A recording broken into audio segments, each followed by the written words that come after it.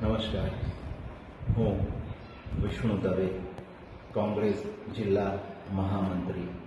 આજે વિસનગર નગરપાલિકાના જે ઇલેક્શનો જાહેર થયા છે ત્યાર પછી ગત 5 વર્ષમાં ભાજપ દ્વારા કોઈ કામ ન કર્યા હોવાથી આ વખતે ભાજપ ડર ભાળી ગઈ હોય એવું પ્રથમ ચરણે એમને દેખાતું હતું.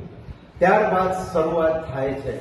અમે કોંગ્રેસ પાર્ટીના ઉમેદવારો ઊભા કર્યા.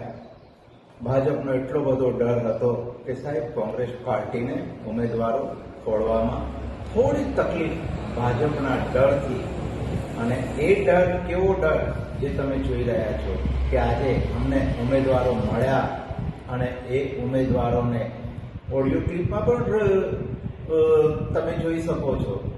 કોઈને 5 લાખ 10 લાખ આવું આપી અને ખરીદવાની કોશિશ કરવામાં આવી. કોંગ્રેસના કાર્યકરો એ ઉમેદવારોને શું કામ આ ડર બતાવી અને ફોર્મ પાછા ખેંચાવાની આ પ્રવૃત્તિ ભાજપ શું કામ કરી રહ્યું છે? મારે આપના માધ્યમથી એટલું જ કહેવાનું, લોકશાહી જીવંત રાખો, લોકશાહી જીવંત રાખો. લોકોનો મત અધિકાર તમે ના છીનવો. કોંગ્રેસનો ઉમેદવાર ખૂબ જ ગરીબ વર્ગમાંથી આવે છે અને પૈસાનો લોભ લાલચ ડરાવી ધમકાવી અને મેં એક તો ઉમેદવારનું જે તમે ફોર્મ પાછું ખેંચાવ્યું છે એને એવો ડર તમે આપ્યો, એવી ધમકી આપી કે તું ફોર્મ પાછું ખેંચી લે, નહીં તો આ હિન્દુ સરકાર એવું કહી રહી છે કે તને ગોધરા કાંડમાં ફરીથી ફસાવવામાં આવશે. કેટલા હદ સુધીની આમની ગંદી રાજનીતિ અને ગંદુ રાજકારણ ભાજપ એક સામાન્ય નગરપાલિકાના ઇલેક્શનમાં લડી રહ્યું છે. મારી 2 હાથ જોડીને વિનંતી, લોકો ઉપર છોડી દો, પ્રજા ઉપર છોડી દો.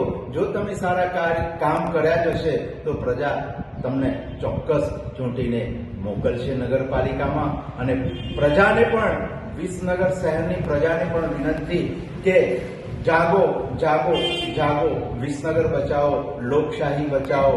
અને તમારો મત અધિકાર છીનવાઈ રહ્યો છે.